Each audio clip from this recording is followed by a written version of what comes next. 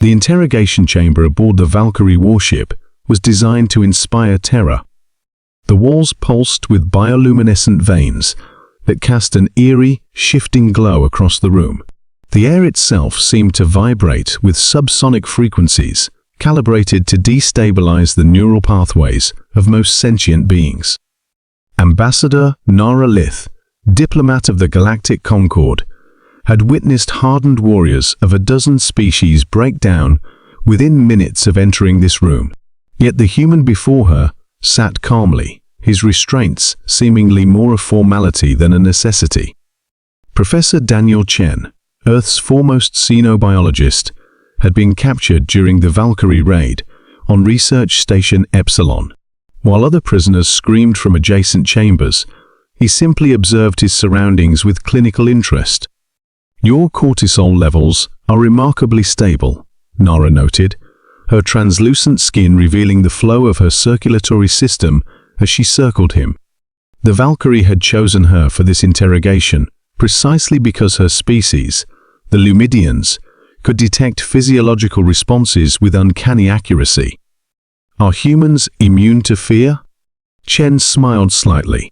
"Hardly. We experience fear quite intensely." "Then explain your composure. Our scans indicate you understand the situation you're in." "I do. You've seen what the Valkyrie do to prisoners." "I have." "Then why aren't you afraid, human?" Chen tilted his head, studying her with eyes that seemed too perceptive, too calculating. "Tell me, Ambassador Lith, what do you know about Earth's history?" Nara's thin fingers flicked through a holographic display. "Your species survived multiple extinction-level events. You developed spaceflight relatively quickly after discovering atomic energy. Your planet is classified as a Class 9 death world due to its extreme climatic variations, high gravity, and biological diversity." "That's the scientific record," Chen acknowledged. "But what do you know about our conflicts?" Something in his tone made the fluid in Nara's circulatory system slow slightly. "You had several global wars before achieving planetary unification." "We had thousands of wars," Chen corrected her.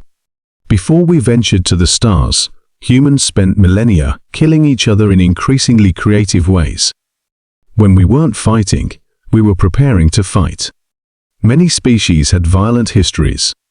"Not like ours," Chen interrupted. "Humanity is unique in the galaxy because we turned warfare into an art form, then a science, then an industry. We're the only known species that developed weapons specifically designed to destroy our own planet multiple times over." Nara moved closer, fascinated despite herself. "And yet, you survived." "We did more than survive. We thrived on conflict. We romanticized it. Our greatest heroes are often our most efficient killers." Chen leaned forward. "The Valkyrie evolved as apex predators, feared throughout their native ecosystems. But humans? We evolved as prey animals who decided to climb the food chain through sheer bloody-minded determination." A coldness swept through Nara's body. The monitoring systems would be registering her fear response now, not his. "You still haven't answered my question," she said, trying to regain control of the interrogation. "Why aren't you afraid?" Chen's smile broadened slightly. "Because I know something you don't." "And what's that?" "The distress signal from Epsilon Station was received 13 hours ago." For the first time, confusion registered in Nara's expression. "Impossible. The Valkyrie jammed all communications." "They tried," Chen acknowledged. "But you see, after centuries of trying to hide messages from each other, humans became very, very good at ensuring signals get through." A distant rumble vibrated through the ship.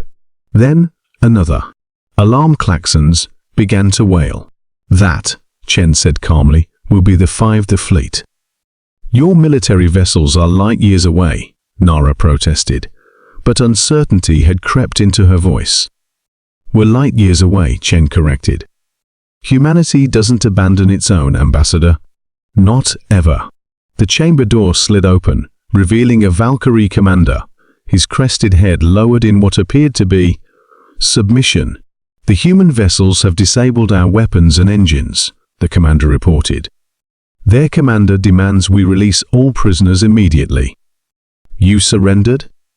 Nara couldn't hide her shock. The Valkyrie never surrendered. "They targeted our bridge with pinpoint accuracy from orbit. Then their transmission." The commander's voice faltered. "They sent visual records of what happened to the last species that took human prisoners." As the restraints around Chen's wrists automatically released, he stood and straightened his tattered research uniform. "I'm not afraid, Ambassador Lith," he said quietly, "because in the long and bloody history of human conflict, we learned something vital. There are predators and there are prey, and then there are humans." Nara felt her blood run cold as she finally understood. The galaxy had been monitoring Earth as a curiosity, a death world that had somehow produced sentient life. They should have been containing it instead.